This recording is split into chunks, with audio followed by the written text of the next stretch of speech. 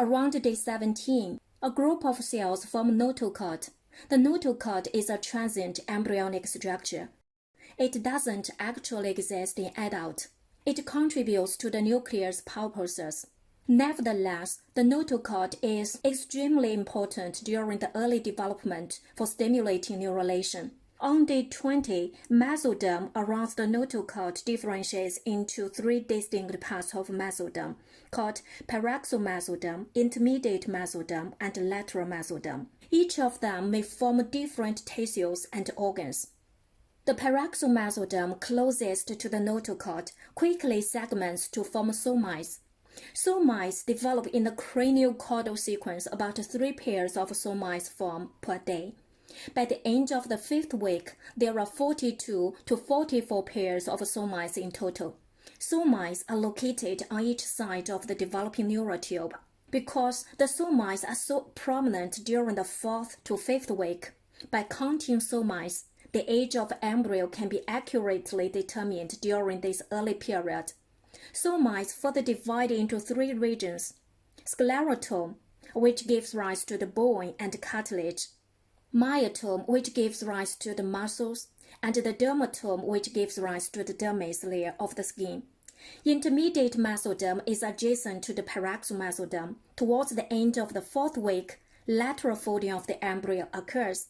Intermediate mesoderm moves ventrally and loses connection with the somites. At this period, intermediate mesoderm extends along the posterior wall of the abdominal cavity. Ventrally is intraembryonic coelom, which is covered by mesothelium of the lateral mesoderm. Besides the 7 to 14th somites, in cervical and upper thoracic regions, intermediate mesoderm is segmented, called nephrectome. In lower regions, it forms a solid and segmented cord, called nephrogenic cord. At the end of the 4th week, nephrogenic cord increases rapidly and forms an elevation on the posterior wall of the abdominal cavity, called urogenital ridge. Urogenital ridge is the primordium of the urogenital system, including kidneys, testes, and ovaries. The third type of mesoderm is lateral mesoderm, around the 3rd week of development. With the appearance of the intraembryonic coelom, lateral mesoderm splits into a dorsal portion called parietal or somatic mesoderm, which adheres to the ectoderm, and the ventral portion called visceral or splanchnic mesoderm, which adheres to the endoderm. With the lateral folding occurs, two intraembryonic coeloms fuse with each other, becoming pleuric cavity or peritoneal cavity.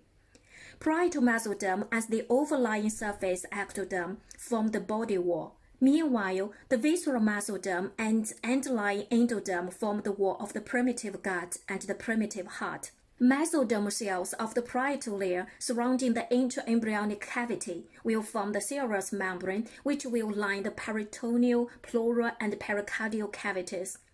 Mesodermal cells of the visceral layer will form the serous membrane around the primitive gut and the primitive heart. Well, this is the evolution of mesoderm. Now have a quiz.